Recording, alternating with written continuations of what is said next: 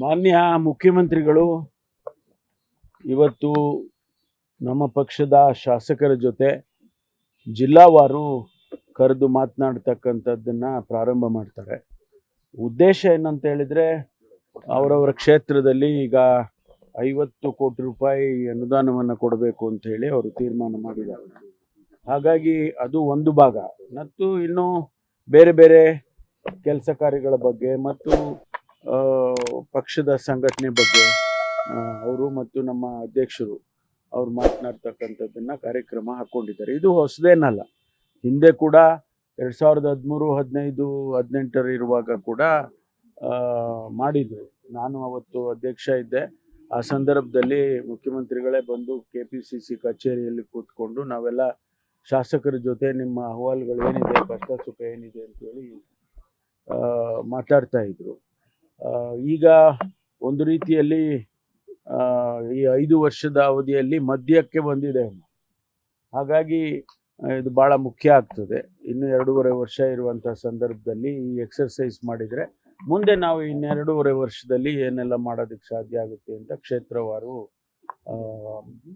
ಚರ್ಚೆ ಮಾಡೋದಕ್ಕೆ ಹೊರಟಿದ್ದಾರೆ. DK ಶಿವಕುಮಾರ್ ಇರ್ತಾರೆ ಸರ್, ಅವ್ರನ್ನ ಹೊರಗೆ ಅವರು ಇಲ್ಲ ಅವರು ಇರ್ತಾರೆ. ಅವ್ರಿಗೇನೋ ಆರೋಗ್ಯ ಸರಿ ಇಲ್ಲ ಅಂತ ಹೇಳ್ತಾ ಇದ್ರು. ಡೆಂಗ್ಯೂ ಸ್ವಲ್ಪ ದಿವಸ ಡೆಂಗ್ಯೂ ಆಗಿತ್ತಲ್ಲ, ಅದು ಗೊತ್ತಿಲ್ಲ ನನಗೆ. ಬಟ್ ಅವರು ಇರ್ತಾರೆ ಅಂತ ಅನ್ಕೊಂಡಿದ್ದೀನಿ. ಸೂಚನೆ ಮೇರೆಗೆ ಮಾಡ್ತಾ ಇದ್ದಾರೆ ಅಂತ ಸರ್ ಎಲ್ಲ ಇರ್ಬೋದು. ACC ಅಧ್ಯಕ್ಷರು ನಮ್ಮ ಪಕ್ಷದ ಸಂಘಟನೆ ಬಗ್ಗೆ ಹೇಳದೆ ಇನ್ನೇನು ಹೇಳ್ತಾರೆ? ಅದನ್ನೇ ಹೇಳ್ತಾರೆ. ಅದಕ್ಕೆ ಅವರು ಸೂಚನೆ ಕೊಡೋದ್ರಲ್ಲಿ ಕೊಟ್ಟಿರೋದಾರೆ ಅಂತ ನನ್ಗೆ ಗೊತ್ತಿಲ್ಲ. ಆದ್ರೆ ಕೊಟ್ಟಿದ್ರೆ ತಪ್ಪೇನು ಇಲ್ವಲ್ಲ. ನಮ್ಮ ಪಕ್ಷದ ಕೆಲಸ ನಾವು ಈಗ ಚುನಾವಣೆಗೆ ಹೋದಾಗ ನಾವು ಸರ್ಕಾರ ಅಂತ ಹೋಗಿಲ್ಲ, ಪಕ್ಷ ಅಂತ ಹೋಗಿದ್ದೇವೆ. ಆಗ ನಾವು ಮಾತುಗಳು ಕೊಟ್ಟಿದ್ದೇವೆ, ಭರವಸೆ ಕೊಟ್ಟಿದ್ದೇವೆ. ಅದನ್ನೆಲ್ಲ ಪಕ್ಷ ರೆಗ್ಯುಲೇಟ್ ಮಾಡ್ಬೇಕಲ್ಲ. ಏನಪ್ಪಾ ಮಾಡಿದ್ದೀರಾ, ನೀವೆಲ್ಲ ಹೋಗಿ ಜನಗಳ ಮುಂದೆ ಹೇಳ್ಕೊಂಡು ಬಂದಿದ್ರಿ, ಈಗ ಮಾಡಿದ್ದೀರಾ, ಅದೆಲ್ಲ ಅನುಷ್ಠಾನ ಮಾಡಿದ್ದೀರಾ ಅಂತ ಕೇಳೋದ್ರಲ್ಲಿ ಏನ್ ತಪ್ಪಿದೆ? ಕಾಂಗ್ರೆಸ್ ದಲಿತರನ್ನ ಮತ ಬ್ಯಾಂಕ್ ಆಗಿ ಬಳಸ್ಕೊಳ್ತಾ ಇದೆ ಅನ್ನೋದಕ್ಕೆ ಖರ್ಗೆ ಅವ್ರ ಹೇಳಿಕೆನೇ ಸಾಕ್ಷಿ. ಖರ್ಗೆ ಅವರು CM ಬೈಕೆ ವ್ಯಕ್ತಪಡಿಸಿರೋದೆ ಅಂತ ವಿಜಯೇಂದ್ರ ಹೇಳಿದ್ರು. ನೋಡಿ, ಖರ್ಗೆ ಅವರು ಬಗ್ಗೆ ಈಗ ಯಾರ್ಯಾರು ಮಾತಾಡಿದಾರಲ್ಲ, ಅವ್ರು ಯಾರು ಖರ್ಗೆ ಅವ್ರ ಬಗ್ಗೆ ಮಾತನಾಡುವಷ್ಟು ಹಂತಕ್ಕೆ ಅವ್ರು ಯಾರು ತಲುಪಿಲ್ಲ.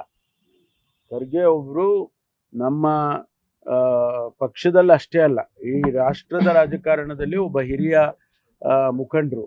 ಮತ್ತು ಅದನ್ನ ನಾವು ಪರಿಗಣಿಸ್ಬೇಕಾಗ್ತದೆ. ಅವರು ಹೇಳುವಾಗ ಅವ್ರ ಮೇಲೆ ಟೀಕೆ ಟಿಪ್ಪಣಿಗಳು ಮಾಡೋದು ಅಷ್ಟೊಂದು ಸರಿ ಕಾಣಿಸಲ್ಲ.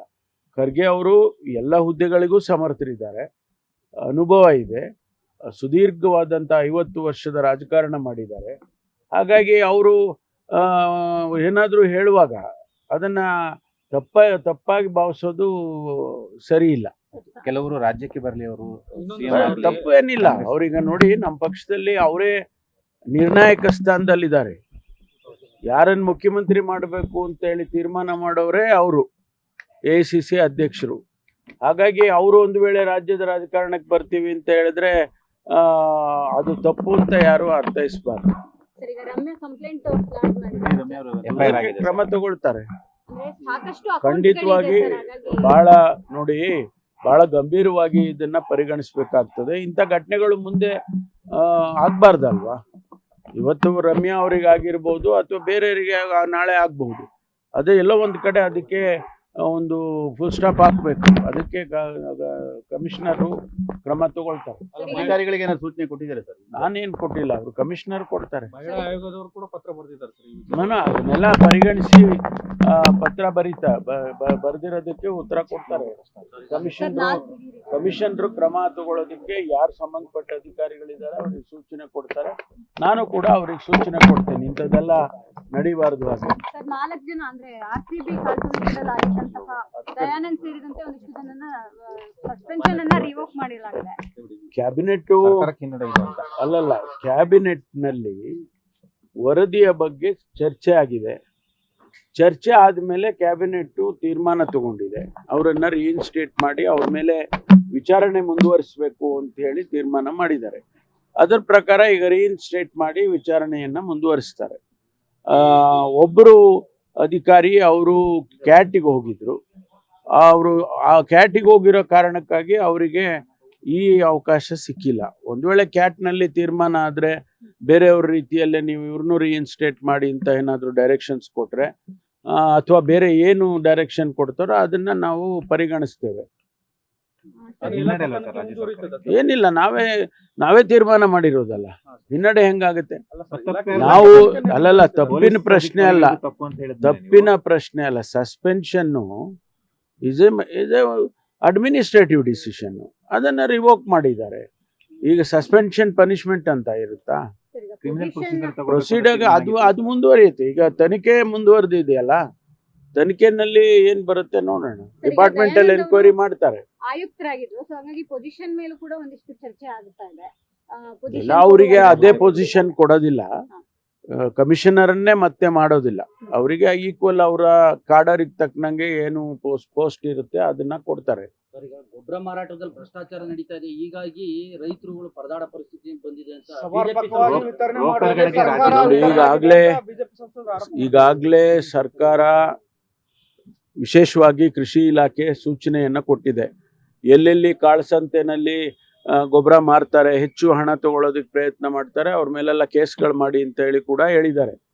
ಅದು ಒಂದು ಭಾಗ. ಇನ್ನೊಂದು ಭಾಗ, ಈ ಬಾರಿ ಸ್ವಲ್ಪ ಚೆನ್ನಾಗಿ ಮುಂಗಾರು ಚೆನ್ನಾಗಾಗಿ ಮಳೆ ಮೊದಲೇ ಬಂದಿರೋದ್ರಿಂದ ಹೆಚ್ಚು ಕೃಷಿಯಲ್ಲಿ ಸ್ವಲ್ಪ ಚಟುವಟಿಕೆ ಜಾಸ್ತಿ ಆಗಿದೆ. ಹಾಗಾಗಿ ರಿಕ್ವೈರ್ಮೆಂಟು ಜಾಸ್ತಿ ಆಗಿರುತ್ತೆ.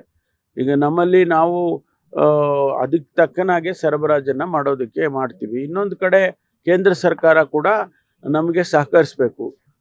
ನಮಗೆ ಕೊಡಬೇಕಾದಂಥದ್ದಷ್ಟನ್ನು ಕೂಡ ಅವರು ಕೊಡಬೇಕು, ಸಮಯಕ್ಕೆ ಸರಿಯಾಗಿ ಕೊಡಬೇಕು. ಕಾಳಸಂತೆಕೋರರನ್ನ ಮಟ್ಟ ಹಾಕ್ತಿಲ್ಲ, ಅವ್ರನ್ನ ಮಾಡೇ ಮಾಡ್ತೀವಿ. ಅವ್ರ ಮೇಲೆಲ್ಲ ಕೇಸ್ ರಿಜಿಸ್ಟರ್ ಮಾಡಿ ಅಂತ ಹೇಳಿದಾರಲ್ಲ ಸಚಿವರಿಗೆ. ಈಗ ಕೃಷಿ ಸಚಿವರು ಹೇಳಿದ್ದಾರೆ, ಅವ್ರ ಮೇಲೆ ಎಲ್ಲೆಲ್ಲಿ ಯಾವ ಜಿಲ್ಲೆಯಲ್ಲಿ ಇರ್ಬೋದು, ತಾಲೂಕದಲ್ಲಿ ಇರ್ಬೋದು, ಎಲ್ಲಿ ಆ ರೀತಿ ನಡೀತಾ ಇದೆ ಅಂತ ಅವ್ರನ್ನ ಹಿಡಿದು ಅವ್ರ ಮೇಲೆ ಕೇಸ್ ಹಾಕಿ ಅಂತ ಹೇಳಿದ್ದಾರೆ. ಮಾತಾಡ್ತಾರೆ ಸರ್, ಪ್ರವಾಸ ಮಾಡ್ತಿಲ್ಲ, ಇಲ್ಲೆಲ್ಲ ಸಮಸ್ಯೆ ಆಗಿದೆ ಅನ್ನೋ ಅವ್ರು ಇಲ್ಲಿ ಈಗ ಇಡೀ ರಾಜ್ಯ ನೋಡ್ಬೇಕಲ್ಲ, ಪ್ರವಾಸ ಒಂದ್ ಕಡೆ ಹೋಗೋದ್ರಾಗೋದಿಲ್ಲ, ರಾಜ್ಯ ನೋಡ್ಬೇಕು. ಇಡೀ ರಾತ್ರಿ ಎಲ್ಲ ಕಾದಿದ್ದಾರೆ ಸರ್ ರೈತರು ಈ ವಿಚಾರವಾಗಿ.